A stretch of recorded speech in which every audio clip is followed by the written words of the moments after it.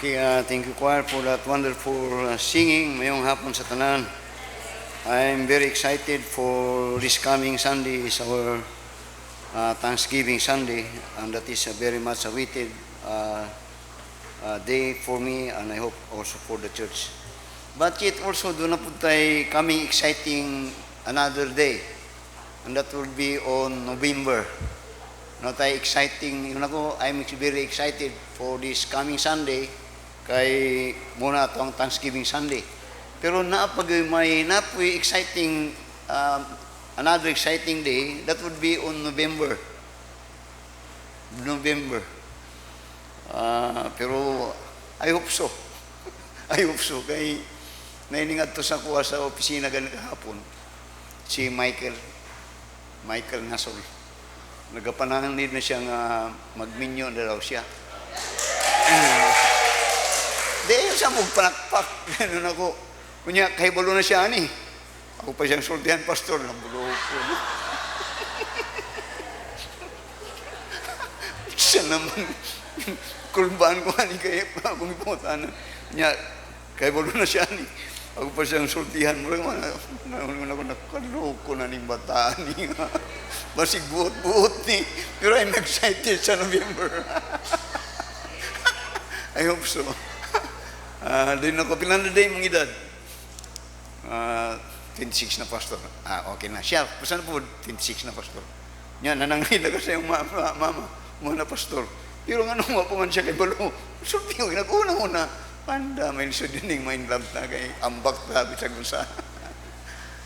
Let's pray for Michael and for kang Nova. And that is, I'm very proud for that. Let's pray for him. This coming November. Amen? Mga exciting day. Basig na pailahin din na. Salamat sa Ginoo. Si Nova, sa iyang younger days, nadala siya ni Ma'am Joy Dere. I think high school pa to, hantod karon. Dayon, grasya po sa Ginoo nga si Duma, iya pong gidala si Michael Dere. Mas maya na. Kaya at least luto-luto na po ni si Michael sa ato ang doktrina dere. Si Nova, luto ginig mayo sa ato dere. Amen. Din ako lahir bagid ko, basta ka nang may ana. Sigurista ra ba ko kayo. Na nakitrabaho na pastor.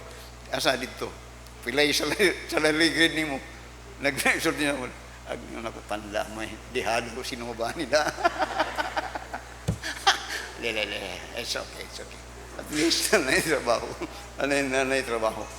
Kato si kuan diri kanato nay nananghin ako diri nga nagkintog-itog sa mayo basta nay nananghin diri nga nagkintog mayo sa kuha. Tong lalaki. Kay pakitrabaho niya magminyo kani. Ako gyud siya magminyo na kanya pakitrabaho. Pag ako yung gidot-dot kay hindi kamot taon to. Anyway, mayong hapon sa tanan. The message that I would like to share is on the subject about the devolution of man. The devolution of man. Sa Romans chapter 1. Now, when God created the first man, now, we do not believe on about that evolution. Ang evolution nga but pasabot nga ang tao naghinay-hinay nga dunay pag-ila ug pagsimba sa Ginoo. Kay usay ang atong panghunahuna nga ang tao naghinay-hinay siya dunay kahibalo, nagatubo kay balo anton nagasimba sa Ginoo. Dili na mo. When God created man, God had revealed unto that man his omnipotency. Means his power and his being the creator, and that is in Adam. Nagsugod ang tao nga dunay pag-ilaw Dios. Then when God had judged the world, sunda ko ninyo, og sinuwa na ray nabilin, nagsugod na pud ang kalibutan dito kang Noah nga matarong the righteous man dito nagsugod nga when we speak about the creation of man, good seed kanunay ang nagsugod og good seed. Dunay pag-ila sa Dios. Kay gikan kang Adan, then corrupted, the sin, then dito kang Noah. Noah was a righteous man, perfect man. Dito na po nagsugod. But ang nahitabo is that nagadevolve ang tao. Gikan sa dunay pag-ila sa Dios, naghinay-hinay nga nagpaubos. Hantod, and the Bible describe that man become like a beast. Kung kana ang ato ang tunan karon. Thankfully that when you are saved, I hope na we are saved as we are saved, dili na niing ani sa tuwa. Nga sa ato karon nagakusog ang atong pag-ila ug pag-ila o pagsalig na sa ino as Christian mo nang dapat nga nagakuan sa ato. Pero for the unbeliever nagawursin ug nakawursin ug mo na atong tanawon karong kahapon. Now notice in verse 1. Now the four stages of man's devolution. And this is very worse. First is the first stage of man's devolution, diretso. Ako ning gikuha sa lecture sa usa ka libro. Nagwapo ko yang pag-describe o pag sa iyang sulat o sa iyang libro. First is the devolution of man started within in the intellect. Nagsugod din sa iyang intellect, sa iyang hunahuna. Muna, vital sa tao, kining utok, dili tong emotion. Kaya when we speak about intellect, kana ang dapat nga pupuno diha sa tao, ang kaalam diha sa Ginoo. Kaya kung dito sa emotion, ang emotion is changeable. Changeable. O kung maayo ang kondisyon, maayo ang kasing-kasing. Kung dili maayo, right, nagakuha ni siya, naga-change siya. Now notice in verse 18 to verse 19. Tanawa, and even in verse 20, look at the first stage about this, the devolution of man. Tanawa sa verse 18, intellect. Unya, for the wrath of God is revealed from heaven against all ungodliness and unrighteousness of men who hold the truth in unrighteousness. Then notice the word, the first is that now, ang yan the book of Romans is, pinakatim niya din is about the righteousness of God. About the righteousness of God, that righteousness, God willing to impute that to every believer. And that righteousness is the righteousness of Christ. But in the book of Romans, gisugdan ni the writer, ni Paul, ang pag-describe sa ungodliness sa tao. Ang iyang pagka-dili Diyos. No? So sa verse 18, as a response to this ungodliness of man, ngunya for the wrath of God. The wrath of God. But pasabot ang kaligot-got sa Ginoo, niya the wrath of God is revealed from heaven. Nga dili, it was revealed. And even today, we will not know it, but it was revealed. As a Christian, makita nimo ang revelation later on sa Ginoo sa kagut-gut because of the ungodliness of man. Then unya, for the wrath of God is revealed from heaven against all ungodliness and unrighteousness of men. Then niya, who hold the truth in unrighteousness. Notice that word, who hold the truth in unrighteousness. Meaning to say, he knows the truth. Pero iyang gipugngan tungod sa iyang pagkadili matarong. Tungod sa iyang pagkadili Diyos nun. Nga kay bulo siya, unsay kamaturan, pero niya huhold, iyang ginasuppress. Nga naman, tungod kay man read it because he do not want to be accountable. He don't want nga he will be hunted with conscience about sinfulness. But yun niya niya hold the truth. But the truth is, but he knows that the truth is in the Word of God. And it is haunting him, and for him to escape, he would hold the truth. Ang yung term niya, suppress, nga dili siya i-roll sa kamaturan.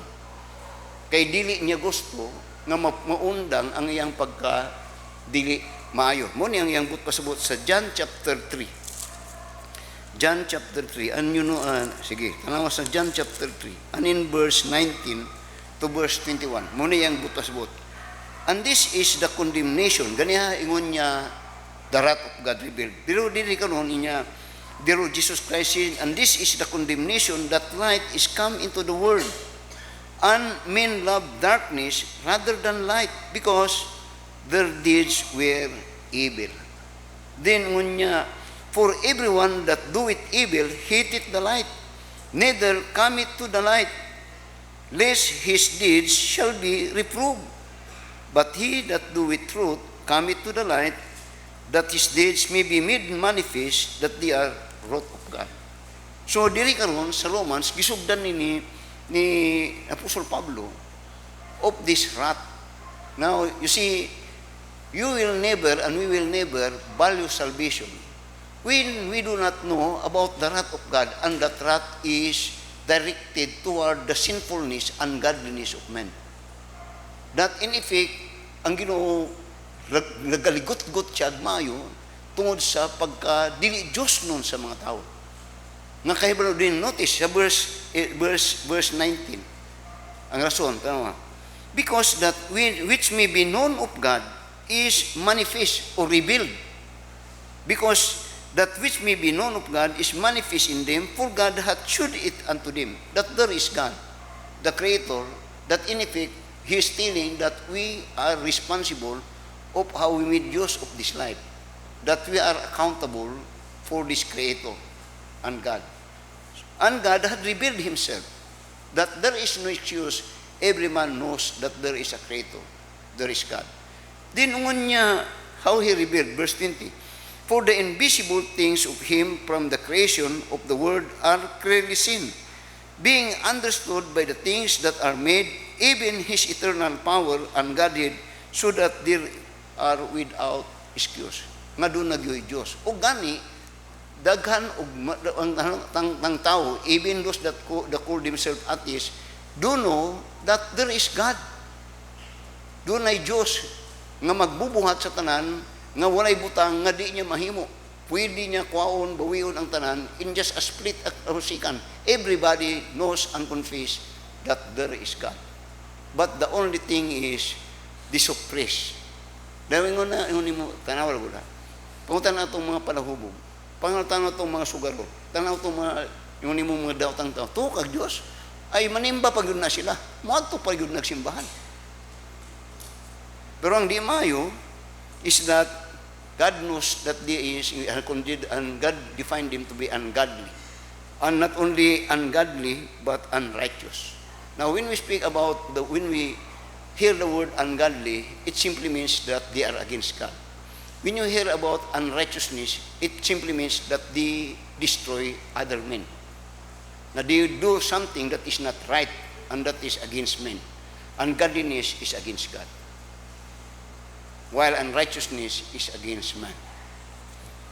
So that when man become ungodly, the next thing is he become unrighteous.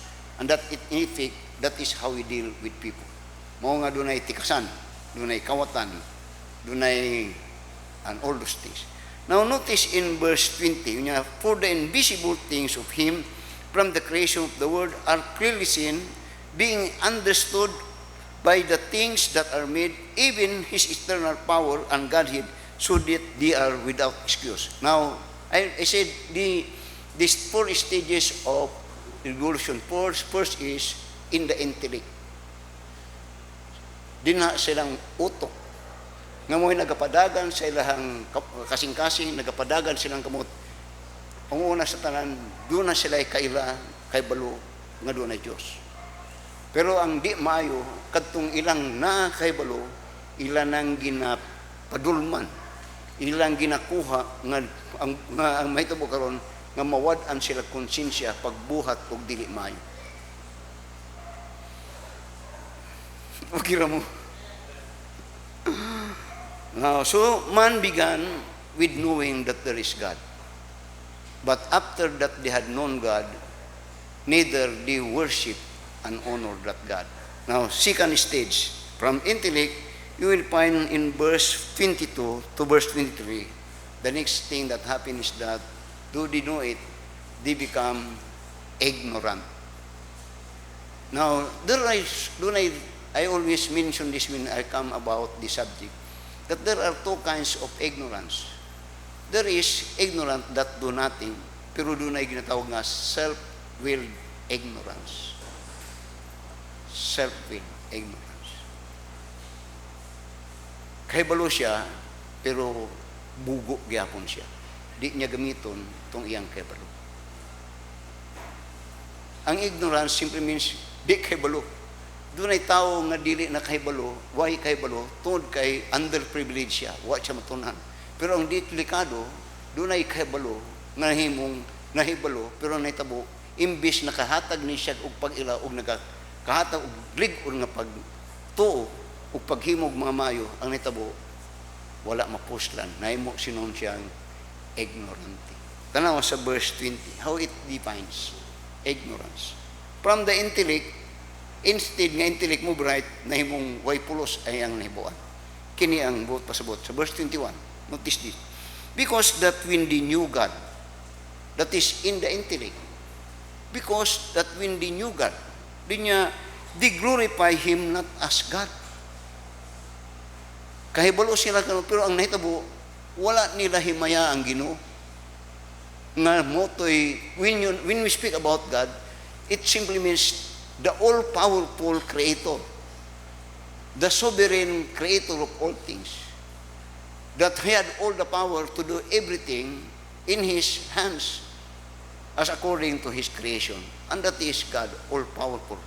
But every creature, specifically men, is accountable to that God. Pero ang di maayo, kahibalo siya. Gani, kahibalo pa ganit ng tao nga, hukman ba yata sa Ginoo? Kahibalo na, oy. Kahibalo sila na. Gani, muhukom pa ganit kining tao na daotan kayo, ilaglag yun ni sa Ginoo. Ilagpod ng gamiton. Pero tanawon sa igisulti sa Ginoo. And now I'm speaking about this, how man had corrupted, or the devolution. Devolution coming from the top, going down. Evolution, paubos pa sa taas. So niya, because that when they knew God, that is in the intellect niya, they glorify Him not as God. Think about that. Then when niya, neither were thankful.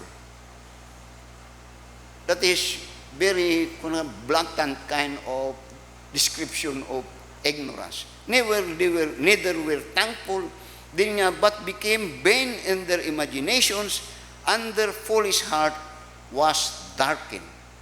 Now, you see, when God reveals Himself to us, we are until niya, He was the light, and we are to be enlightened.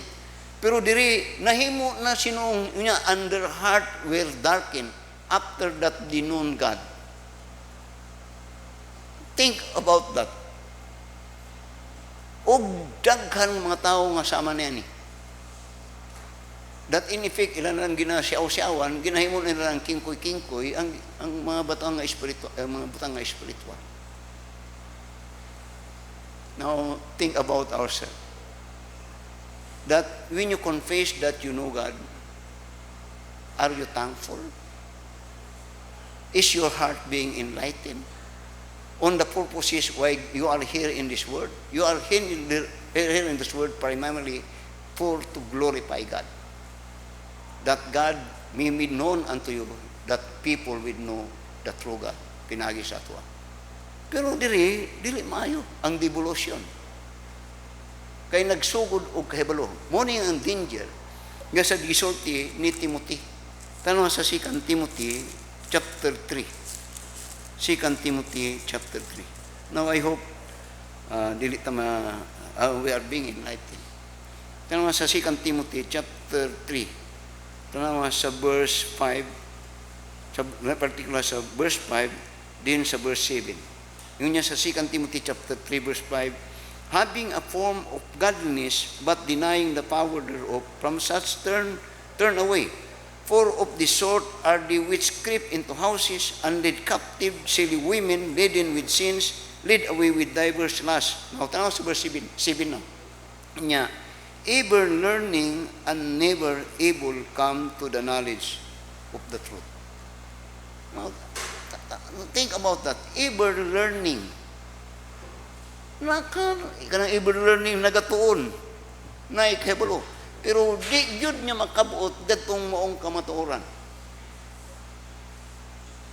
Pero, tanam ha? Pero pasulti siya, no? This kind of people knows. Mo sulti ni. Mo explain ni.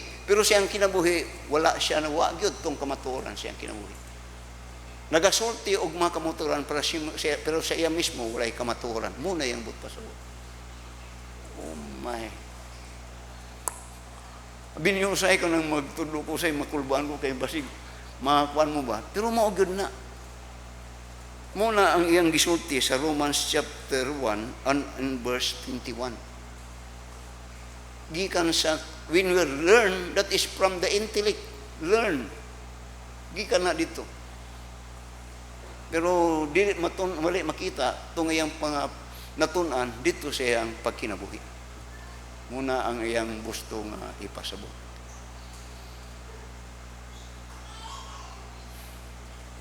Muni ang dilema ni Apostol Pablo, even in the Lord Jesus Christ, that when he is about to be crucified, everyone had left him. But before he was crucified and was hanging on the cross, he's teaching truth. He's teaching knowledge, truth. But at the end, all these people had forsaken the truth. Very sad. Devolution. From intellect to ignorance. Balik sa verse 21. Because that when they knew God, you know God? They glorify Him not as God. Kailan Diyos na, simba ta, simba ko. Santissima. Now, it becomes sometimes, dagang tao mo sulti nga kailan sa Diyos, pero ang pagsimpa sa Diyos, perting bugata sila. Murabag ang akong murag mawadaan sila mayo. That is not how you say, that is not the result of a person knowing God. Because I said many times, when man knows God, the next thing that he will do is to worship that God, to glorify that God. Then niya, di glorify Him not as God. Gani, di lang na, kung magsimba ka, usay, madungog ni mo sa inyong panimalay nga, sige lang kag simba-simba. Wala man gapoy na himo si mong santissimo. Wala mo kadungogan na. Then, ilapagyod kang ikaw kang nagkapaninggamot na magtinarong sa Ginoo, ilapagyod kang biyay-biyayon. Waman, siya kuha ni mong simba. Then, ang last pagyod, ipangwartahan na ka, anak. Oh my. Yeah, because that when they knew God, they glorify Him at nas God, di niya neither were thankful. Now we need, muna yung tulo ni Paul, be thankful. For it is all from God. Now, say di ta kasabot sa mga nasa pulong sa Ginoo that in the time of Nebuchadnezzar was unhidden. He was not an Israelite, but he was used of God. And when he was used of God, he ruled the whole world. Meaning to say, he was so enriched. Pero not knowing that it is all the working of God dito sa iya. Ang naitabo ni Nebuchadnezzar, instead to be thankful, ang iyang gibuhat niya, ako man ni. Di bagi ka ni sa ako. Di ba, Ma'am Breno? Then neither were thankful, but as a result, when they know God, but became vain in their imagination. Kanang vain, kakawangan. Now, without God, muna nga, sa book of Ecclesiastes, si Solomon said, vanity of all vanity. Vanities of all vanities. Nga naman na, it simply means that you may own everything, but without God, it's useless and nothing. With you, all those things that had God, that God had given you, ibutang nga doon ay Diyos po niya. Nga ang Diyos did not, siya, neither were thankful but became vain in their imagination. Then niya, under foolish heart when they knows God, niya were darkened. Oh my. Then as a result, ang di pagyud maayo, tanaw sa verse nito, ang devolution. Grabe, tanaw nung tanaw nimo nga how destructive devolution is. Falling down.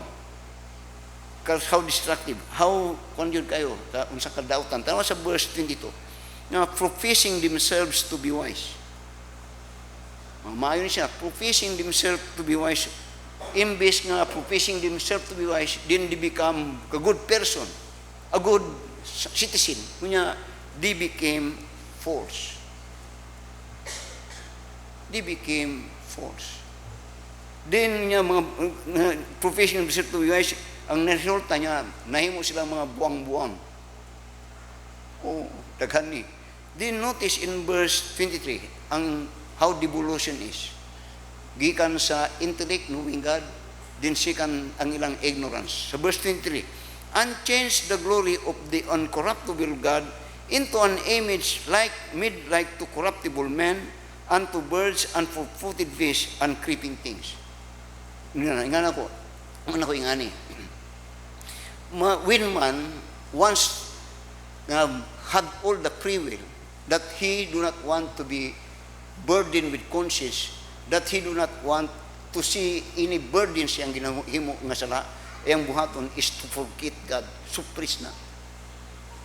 Para walay guilty nga yang himuon. So that ang iyang buhaton karon, because he had a spirit in him, nga mo urge sa iya, nga doon nag-iyo Diyos, ang iyang buhaton, maghimo siya og iyang kaugalingon nga Diyos. Magbuhat siya iyang kaugalingon nga Diyos, nga madiktaran niya, siya magbuhat ani nga Diyos. Now, usahay atong pagtanaw kanunay, nga mga santo-santo, tinuod na. Pero ang pinakadelikado nga iyang Diyos, ang iyang kaugalingon. Those that are, in effect, those that are worshiping God actually, is that they install themselves to be God. Muna ang gibuhat ni Satan in the Garden of Eden. Nya, by the time you eat there, thou shalt not surely die, but ye become as gods. As gods, buto, ako na yung magbuot. Ayaw ko ninyong hilabti. Kay kabalo ko, professing themselves to be wise, false. May mong buang-buang. Ang resulta, para mapadayon ang ilang paghimuon nga to be in darkness, magbuhat sila o kagalingon nilang Diyos karon. Nga sila ay mo control ni adto nga mong Diyos. Nga sila ay magbuot kung sa ilang himuon ni anang nga mong Diyos. Very, very sad. 4 stages of man's devolution. It starts with knowing God. But their knowing God became dark in their heart, and their doing become against God, and that is ignorance. No, how I wish mo ta. Okay ra ta. Dili tayo nga na. Bantayan ninyo yung kaugalingon. Kay, as a Christian, supposed to be, wala ta ani nga part sa devolution. Dili na ta part. Now, tanawa sa verse 26, verse 24 now, to verse 27. Devolution, first, a knowledge of God, intellect. Second, ignorance, that is rejecting God. Then, third stage is, ang ibutan nito is indulgence. Indulgence, mean to say, from idolatry to immorality. Gikan sa pagka-idolatry, when they know God, they made their own God, idolatry, din ang nitabo, immorality. Now, abin ninyo ang Muslim, usa sa butang suko, di ganahan ang Muslim sa mga ginawang Christian, particularly sa Amerika o sa Britain. Sa Amerika o sa Britain, hubo ang mga kadagaran sa mga babae. Muadto kag beach, mga hubo. Muadto kag mga siksi nga halos mag-beauty contest nga halos. Ang mga Muslim, ang mga babae nila, tabon tanan. Tabon. Halos di makita. Kung manguyab ka, way siguro na imong panguyaban bungi. Kaya nakatago. Pero that is, kung taon, much decent, much human than American and Britain and some Filipino nga murag mga beast. That is, in effect, immorality. Muna nga, atuan ninyo ang Uganda. Paano ako nakabalik ito? Sa Uganda, ingon ako, they promulgate a law that to be a homosexual is violation of law, punishable by 10 years in prison. Sa Pilipinas, natay councilor, natay mga bot lang, apoy mayor siguro, mga bayot. immorality. Muna ang mga Muslim, muna ginakatawan ng ta. Katong nahitabo dito sa nakabasa ko article, katong nahitabo sa atong bago lang games, Olympic, dito sa Olympic, doon na isa ka Muslim nga nag-comment. Ang yung komentar mo sama, kamo mga Christian, gibastos ang Ginoo ninyo, sa inyong ginahimo. Ayaw na himuha sa mga Muslim, kay patay gyud ka sila. Count din niya, kamo mga Christian, all the world, sa inyong gihimo. Wag yun. Himuha na sa mga Muslim. Muna nga, we are against them, pero they are more immoral than we as Christians sometimes. Very sad. Kama sa verse 24. Okay mo? Din niya, wherefore, notice this, verse 9, wherefore God also give them up to uncleanness through the lust of their own hearts, din niya, to dishonor their own bodies between themselves. To dishonor. Kanang mga marka-marka o mga lawas, kung kasabot lang sa ang mga Kristiyano na kanang gapil anak. Evil man gyud na. You read it in the book of Deuteronomy. Ang ayaw buhat-buhat ang anak.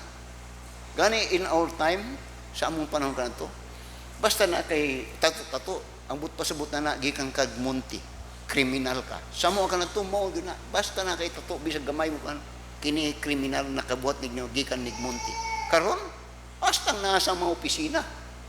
Napa sa mga simbahan. Na mga tato. Muna to dishonor themselves. Kanang usay kanang inyong mga ginapaka idol, daghan ka nag mga tato. Nanguban wala naman may katuto pasol. Nanguban naga-discolor sila mga buhok.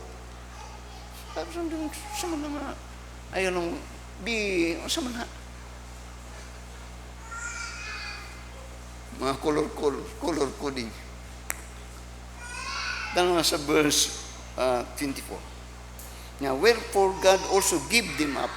Now you see, the most dangerous thing to happen is that when God give up. Kung ang pasagda na ka, mura pag ginikanan, di ka pabadong, sige. Then give them up to uncleanness. Uncleanness. Now, doon ako'y nakita, dito may sa hospital, kang Ilsa. Then, doon ay idad-idad na po nga ningdool sa amo ang atubangan. Wako kaila siya. Iyang gano'n, huy, pastor, kaila siya sa kuha. Pastor, din nakakuhan ko, nagpawal ko siya, tama, nag-Bible study ko sa ila ka na ito. O katolikad to siya, doon na siya iksonto, nga nagpatato-tato ka na ito. Maputi o sa nga nakauntol po gamay sa akong Bible study, kaya nakaisgot man ko ito. Nagtato-tato yung, dapat siya asawa. Later on, ang nitabo, when I return back, iyang tuod ka na konsensya siguro siya, iyang gipatanggal.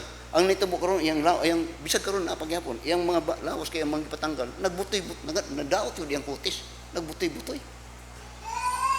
Kay ngano man na, nagbuhat, nagasuonta og mga butang nga wa ta kasabot. Kay mo na yung uso, di na po nato tanawon nga, angay ba nina ko ang Kristohanon? Ay mo na train karon at mo na po imong sundon. Dili na ingana ang Kristohanon. Oh my, uncleanness. Ang term niya, uncleanness. Then, through the lust of their own hearts, dinoy na tawa, to dishonor their own bodies between this, to dishonor. Now, kani nga dishonor, dili sa lain, kundi siya mismo ang nag-dishonor siyang kagalingon. That is, beyond, di ni mo masabtan ba? Pero ngilngil. Ngano na? Because God gave them up, then he think or she think now that he could do anything and everything para sa iyang kagalingon. Pero ang di mayo, iyang gubkon ang iyang kagalingon. To dishonor. Tanong sa verse 25. As a result niya, who changed the truth of God into a lie? Napagbantay mo ani kay usahay makakuan mo tuo mo nga na. Now, when someone is talking about truth, bantay po mo nga kung kanang you are stealing it, he's stealing at the truth, then you are turning the truth into a lie. Then niya, who changed the truth into a lie and worship and serve the Creator more than the Creator who is blessed forever. Amen. Sabtan yun ng devolution. Gikan sa intellect, may mong ignorance, indulgence, from idolatry to immorality. Ang iyang gidivine diri karon nga, who change, who worship and serve the Creator more than the Creator. Now, you could not do that kung mayo kag intellect. But that is, when devolution come, gubuon niya itong imong nauna. Ngang naitabo karon, imong gihimong, gipaka-Diyos ang mga butang, kaysa itong Diyos nga naghimo og kadto nga butang. Ngang but nga mas importante nimo ni mga butang, kaysa kadtong Diyos nga naghimo aning mga butang. Nga imong gihatagan og dugang panahon, ug imong gihatagan kibugaton ang mga binuhat sa Ginoo, kaysa ang Ginoo nga nagbuhat atong mga butang. That is ang iyang gipasabot. Dali abini mo sayo na sabton. Now, when you come to the point of decision, which is more valuable to you, God or things? Kana raman. Kinsa imong gipalabaw, Dios o ang butang? Kung wadto ka sa butang, wala na ron. Then take note that when you come to that decision, you may not know it that God had given you up.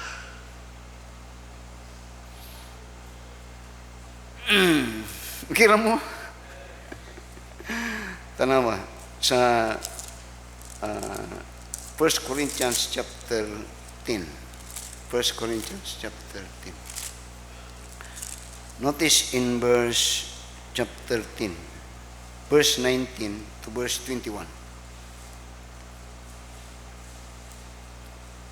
From idolatry to immorality. Then niya sa 1 Corinthians chapter 10 verse 19 niya, what say I then, that the idol is anything, or that which is offered in sacrifice to our idol is anything? But I say that the things which the Gentiles sacrifice, they sacrifice it to devils and not to God, and I would not that ye should have fellowship with devils. Fourth stages. Gikan sa intellect, padulong sa ignorance, nawingani. Naga-eskwela ta, normally ka na ito, mao gyud ang prinsipyo nga, kung nagatuon ta, ang atong gusto nga ma-edukar ta, para maadto ta sa kahayag ug sa kamatuoran. Mao gyud na. Pero in the spiritual realm, dili na mauna. Kasagaran. Muna bantayan nyo na. Nga doon ka nagpamati, pero nahitabo, nahimong ignorante. Kay every person do had religious belief. Nahimong ignorante. Nga nag-intake na Diyos, pero ang gibuhat niya, nagbuhat siya kayang gisimba niya ang laing Diyos. Ug nahimo siyang, nahimong nagbuhat pa dito siyang yung Diyos, neither and thankful. Karon nahimo siyang, instead nga, kay bulo siya, about what, para saan ang kanunin ako ginasulti nga, third six, wala man na. Now, for all the world, halos na hasta sa Pilipinas. Oh, good. Accepted. Accepted. We are made to accept things that is against truth. Kita nyo na. We are made to accept things that are against the Word of God. Against truth. Now, doon ako'y nabasa sa Facebook. Si Brother Juju man siguro to. Na yung basta ang anang iting moto na murag nga ni that ang mali nagkakadaghang mali tungod kay murag something nga dili ta nagasulti nga mali di na nato ginasulti nga mali na ang buot pasabot nga nagahilom lang ta pero kay baluta nga di mao. In effect, when we are doing it, as if we say it's okay, or as if we say none of my business. Pero by doing so, nag-promote o nagakusog ang mali. Tungod kay wa may pagbadlong sa mali. Para sa itong third six, nga halos ang gibuhat sa gobyerno, nagpropose sila kanadto nga naay CR nga kaugalingon ang mga kadtong mga tawhana to. Instead nga badlungon kung asa mo dito mo. Nakadungog mo na nahimo ng issue kanadto. Nga magbuhat sila lain nga tulo na kaklase nga CR, na CR nga pang nakapalda, na kay CR nga nakapantalon, na kay CR nga palda o pantalon. Dito kong nakita.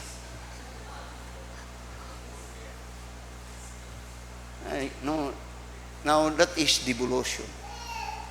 O kining devolution, di ni mapugnan kung di ni mapugnan, not unless ang gospel mo'y musulod na ining matawhanan ni.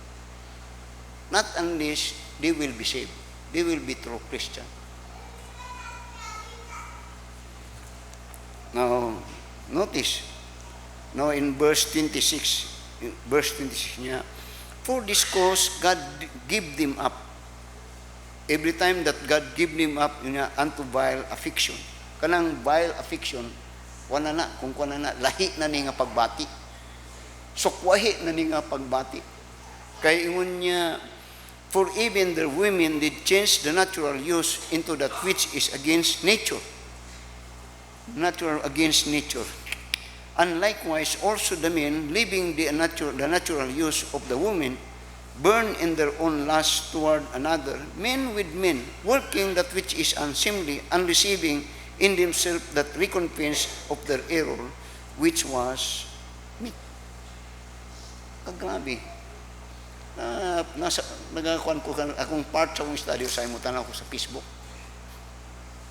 Pero sa akong Facebook, sultihan mo, wala ko'y friend sa mga young people din.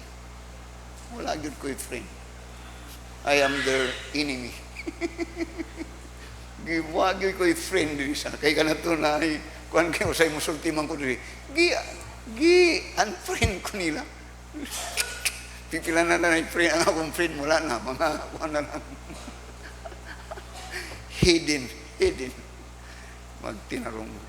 Ngayon, sa Facebook, yun ako nga, doon na simbahan pag yun. Andi sa Pilipinas, nga magminyo, yan na siya giminyo, laki o laki. Pagkagrabe yun ni devolution. Even church is being part of this devolution.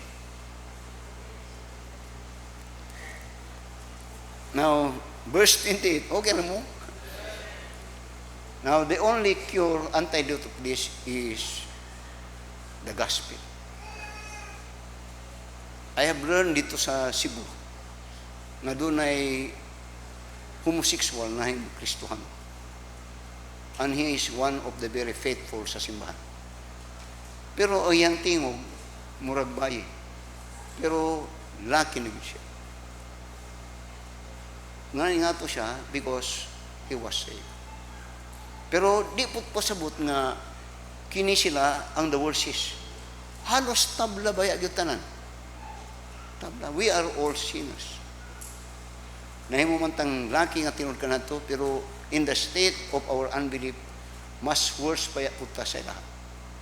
I mean to say, ang ginapicture diri kadtong vile. Pero actually, it applies to every unbeliever. Because unbeliever, for them, God is, ang iba, nahimong affront sila din sa inyo. Now, tama sa verse 28, the last. The last is, first stage is they started knowing God. But their knowing God lead them to be darkened in their mind, and that is ignorance. Then, thirdly, they become the indulgence from idolatry to immorality. Uni ang grabe nga sakit karon. Then, let me say this. Bantay mo sa inyong mga cellphone. Kay, there was a time na, pero nawala na yun. There was a time sa akong cellphone nga napuno, gibumbahan ko og mga for adults only. Pansak ka ko habis ko. Ano? Bisan ka lang na tawag sa akong kuan. Akong abrihan, uy. Mo to akong gipa-repair to. Na pag nagkaon ko ato kanako ang mga young people ani. Ang mga young people bayi og laki. Kulbaan ko ato. Bisan karon kulbaan ko. Sabot yun ko.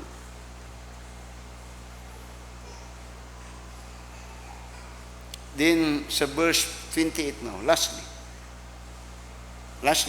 is impenitence. Impenitence. Intellect, ignorance, indulgence, impenitence. Buot pasabot ka ng impenitence, walay paghinulsol. Di na gyud mabago. Muna yung pinakadelikado.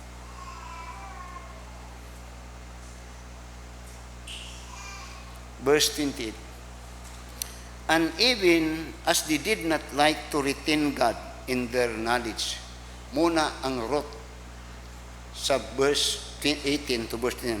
And even as they did not like to retain God in their knowledge, then as a result niya, God gave them over to reprobate mind, to do those things which are not convenient, being filled with unrighteousness, fornication, wickedness, covetousness, maliciousness, full of envy, murder, debate, deceit, malignity, whisperer, backbiters, haters of God, despiteful, proud, boaster, inventors of evil things, disobedient to parents, without understanding, covenant breakers, without natural affection, unplacable, unmerciful. 28 nga mga gibutang na tanan diha ang mga dili maayo nga gawi. Gibutang gyud na tanan. That is the bottom line kung padulong na sa bottom line sa devolution sa tao. Ug makita nimo ni sa daghang mga tao. Ngun ako kanadto ingana ta. Pero when we become a Christian, ang cure ani of devolution is the gospel. Ang gospel gyud ang makapabag-o sa tao ang Ginoong Hesukristo ug ang Balang Espiritu nga mosulod diha sa kaniya after that he is saved. Makita ninyo ni sa mga panimalay. Makita ninyo ni sa inyong palibot. Naa ni silang klase sa mga tao. O kini sila, kahibalo sila, nga sila paghahukman sa Ginoo. They know that they will face God's judgment. Pero ang ilan lang kanunay nga ginabutan silang una-una, wa man ko nang hilabot, wa man ko nang nagpatay, wa man ko nang awat. Wala sila, now if you try to examine, study, kining mga sin nga disordery, wala nato ni ginatanaw nga mga sala ni. Kay kanunay atong sa, wa man ko nagpatay, wa man ko nangawat, mura gyud na atong ginatimanan. Pero kung basahon nimo ni, wala na naghiskot og patay-patay diri, kundi ang attitude ug ang karakter sa tao. Mo ni usahay, pero nakatago lang ni, pero mo ni. Atong basahon balik. Tanang timanig mayo katong mambutang nga inyong ginasulti nga, mo ni ang sala nga mao mo at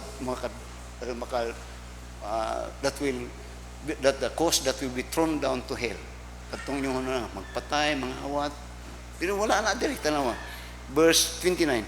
Being filled with all unrighteousness, fornication, wala din niya, wickedness, covetousness, maliciousness, full of envy, o murder, debate, deceit, malignity, whisperer, backbiters, haters of God, despiteful, proud, boasters, inventor of evil things, disobedient to parents, without understanding, covenant breaker, without natural affection, infallible, unmerciful. Din tanawa ang definition sa fourth stage, impenitence. Impenitence simply means di gyud maghinulsol.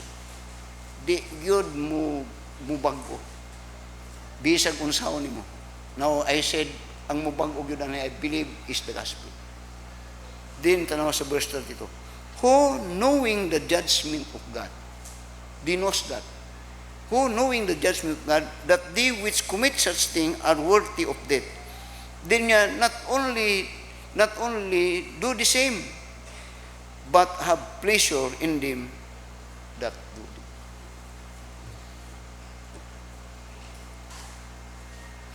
Basahon ako otro ha. Kay usahay na murag asila ra man na, pero tanaw ha. Who knowing the judgment of God, that they which commit such things are worthy of death. Not only do the same, but niya have pleasure in them that do them. No usahay agwa puhag yun di ko ano, ni kuan kay murag yun siya atong gina ato na sinong Gusto palakpakan ang mga inganing mga na mo na siya nga ang entertainment when we speak about this bayot-bayot usa sa naka-promote og maayo ani kamo labi ng mga batan ko mo si Dolphy atong si Pacifica si Dolphy number 1 na nga nag-una-una og pabayot-bayot kung napa sultihi ko og sikat kayo siya kanadto hantod nga gisunod-sunod hantod nga hantod hasta pod ni si Joey De Leon mga kuan ko na siya na usa na tungod po entertainment mo sa mo ni ang gusto sa mga tao og they earn much money because of it og dinhaning promote ag daghan noon sibot nimong pasabot pastor ang nag-upload pud ta niya tong nagahimo nini usay mo ato ta mo atinta og kanang beauty pageant sa mga bayot usay maganahan pud ta nga kuan mo na yung gisulti diri that at result, they are so much in their heart that they are welcome. Gani, in America, dili nila maatake-atake kini nga mga sakit. Kay they have a stronghold in politics. They have a stronghold in politics. Mura po sila mga iglesia ni Kristo sa Amerika. Nga mag one vote na sila, delikado ka din. Ug bisan po din isa. Now, you have a message about 4 stages of man's devotion. It started with knowing God. Ug ingana ta kanadto. Karon kay kita na hibalo na sa tinud nga Dios. How asta dito nga lapit. Now asta. So ingon ni Apostol Pablo, let us go into perfection. Having escaped the corruption of the world. Let us go into perfection. God bless His word. Let us all stand up and let us pray. Our dear Heavenly Father, Lord, salamat sa pahinundo. Sometimes it may be an offensive. Sometimes, usay kulbaan mi. Usay na doon ay mga pag maybe maka-offend, maybe like that. Pero truth will always be an offense to those that are in darkness. Truth must prevail and must be broadcast para mawarningan ang imong mga tawhan. Nausahay, doon na kami mga ginahimo that is contrary to thy doctrine and to thy teaching. To the point nga, we will be aware to make our choice that is on the favor of God and for His word. That devotion plan is very scary because at the end, people would fight against God. They will not respect any spirituality or spiritual things. Pero alang kanamo, tabangin kami o Diyos nga magpadayon, nga mulparog sa kamaturan, o nga mahadlukon diha kanimo. Because at the end, everyone will face God's judgment. And that judgment start in the house of God. And that judgment would be based upon what we have learned from Thee. Lord, tabangin kami nga mo barog sa kamaturan o sulti sa kamaturan, even sometimes in the cause of even losing friends. And that is what the Lord Jesus Christ had done and all the apostles. But the good thing is, one thing sure, when we stand for God, then we are in favor for what is right and what is good and that what is for God. Lord, bless us your blessing the messages in this pulpit, I pray in Jesus' name. Amen. God may have spoken to hearts. Pray to God that these people may be enlightened. Kay nagakadaghan ag nakadaghan ng mga tawhan. And in fact, it seemed that everyone nagapadulong din. The only antidote is for us to tell the truth. And that is about the gospel. My faith looks up to Thee, the Lamb of Calvary, Savior divine. Now hear me while I pray, take all my guilt away.